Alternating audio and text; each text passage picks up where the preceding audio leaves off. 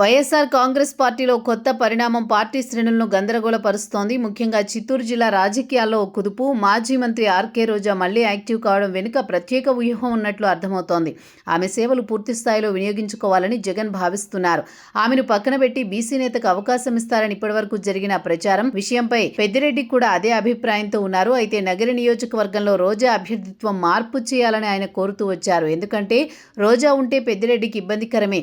ఒకవేళ వైసీపీలో అధికారంలోకి వస్తే సీనియర్ మంత్రిగా పెద్దిరెడ్డి, అదే జిల్లాలో రోజా మంత్రిగా ఉంటే తనకు ఇబ్బందికరమని తెలుసు. అందుకే మొన్నటి ఎన్నికల్లో రోజా అభ్యర్థిత్వాన్నే వ్యతిరేకించారు. కానీ చివరి నిమిషంలో ఆమెకు ఛాన్స్ ఇచ్చారు జగన్. ఈసారి ఆమెను తప్పిస్తారన్న ప్రచారం జోరుగా సాగింది. కానీ రోజాను మళ్లీ తెరపైకి తేవడంతో పెద్దిరెడ్డి తీవ్ర అసహనం వ్యక్తం చేస్తున్నారు.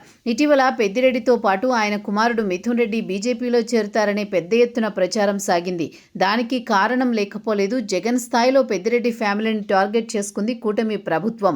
అయితే ఇంతవరకు జగన్ ని టచ్ చేయలేదు. కానీ పెద్దిరెడ్డి మిథున్ రెడ్డి అరెస్ట్ అయ్యారు. మద్యం కుంభకోణంలో అయితే ఈ పరిణామాలతో తీవ్ర కలత చెందారు. మరోవైపు మద్యం కుంభకోణంలో అరెస్ట్ అయి రాజమండ్రి సెంట్రల్ జైల్లో ఉన్న సమయంలో పెద్దిరెడ్డి మిథున్ రెడ్డిని కనీసం జగన్ రెడ్డి పరామర్శించిన దాఖలాలు లేవు. గత కొంతకాలంగా పొలిటికల్ గా సైలెంట్ గా ఉన్న రోజా నగరి టికెట్ ఇచ్చేందుకు జగన్ వెనకడుగు వేస్తున్నారన్న ప్రచారం నేపథ్యంలో ఆమె చెన్నైలో ఉండిపోయారన్న టాక్ నడిచింది. క్రమేపీ ఆమె వైసీపీకి గుడ్ బై చెబుతారని కూడా ప్రచారం సాగింది. కానీ ఉన్నట్టుండి ఆమెను తిరిగి చిత్తూరు రాజకీయాల్లోకి తేవడం, మరింత స్వేచ్ఛ ఇవ్వడం హాట్ టాపిక్ అవుతోంది.